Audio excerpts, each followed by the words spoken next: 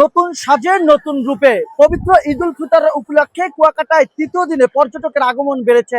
আপনাদেরকে জানিয়ে রাখতে চাই যে বিভিন্ন দূর দূরান্ত থেকে আসা পর্যটকরা নতুন পোশাকে কুয়াকাটার সমুদ্র সৈকতে এসেছে এবং অপরূপ সৌন্দর্যের এই লীলাভূমি সমুদ্র সৈকত উপভোগ করছে।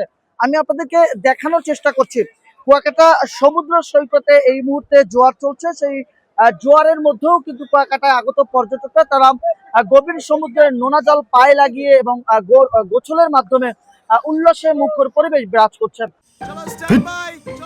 লাইফে কোনো কিছুর গ্যারান্টি নাই, তাই ইন্স্যুরেন্স করুন সিটি ব্যাংকে, কারণ ইন্স্যুরেন্স করলে সিটিতে সুরক্ষা পাবেন নিশ্চিন্তে।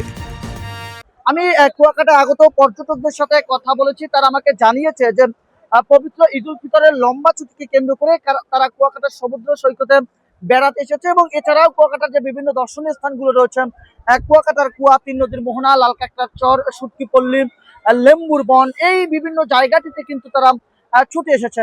আমি একটু আপনাদেরকে দেখানোর চেষ্টা করছি যে এই স্পিড বোট গুলো কিন্তু কুয়াকাটা সমুদ্র সৈকতে আসা পর্যটকদের বিনোদনের জন্য একটি বড় মাত্রা যুক্ত করেছে এবং সবাই কিন্তু যে যার মতো করে গভীর সমুদ্রের অর্থাৎ বলতে পারেন গভীর সমুদ্রের যে অপরূপ সৌন্দর্যের যে ভালোবাসা রয়েছে, গভীর সমুদ্রের যে অপরূপ দৃশ্যটা রয়েছে, সেটি উপভোগ করার জন্য কিন্তু তারা ছুটে চলেছে। আমি এই স্পিড বোট মালিক সমিতির যে সভাপতি রয়েছে তার সাথে কথা বলছি। তারা আমাকে জানিয়েছে যে ঈদ উল ফিতরের দিন থেকেই তারা অনেকটা ব্যস্ত সময় পার করেছে এবং অপরূপ সৌন্দর্যের এই জায়গাটি তারা উপভোগ করছে। এবং এছাড়াও আমি কুয়াকাটা টুরিস্ট পুলিশের সাথে একাধিকবার কথা বলেছি। তারা বলেছে যে আমরা বারবার পর্যটকদের মাইকিং করে সতর্ক করছি কখন জোয়ার হচ্ছে, কখন ভাটা হচ্ছে, এবং যারা সাঁতার না জানে তারা যাতে সমুদ্র সৈকতে গোসল করতে না নামে, যদি নামেও থাকে সেক্ষেত্রে একেবারে তীরে থেকেই যাতে সমুদ্র উপভোগ করে, এমনটা কিন্তু তারা আমাদেরকে বলেছেন। এছাড়াও কলাপাড়া উপজেলা যে নির্বাহী কর্মকর্তা রয়েছে, আমি তার সাথেও কথা বলেছি।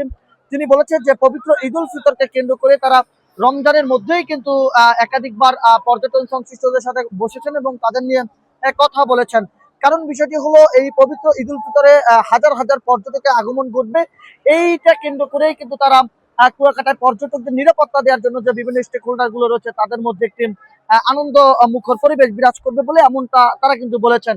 এবং এছাড়াও Kuakata tour operator association of কুয়াকাটার পক্ষ থেকে কিন্তু আমাদেরকে বারবার জানানো হয়েছে যে কুয়াকাটায় আগত যে পর্যটকদের নিরাপত্তা এবং আনন্দ মুখর পরিবেশ বিরাজ করার জন্য যাতে নির্বিঘ্নে তারা কুয়াকাটা ভ্রমণ করতে পারে সেই দিকেও কিন্তু তারা নজর রাখছে বলে এমনটা আমরা জানার চেষ্টা করেছি।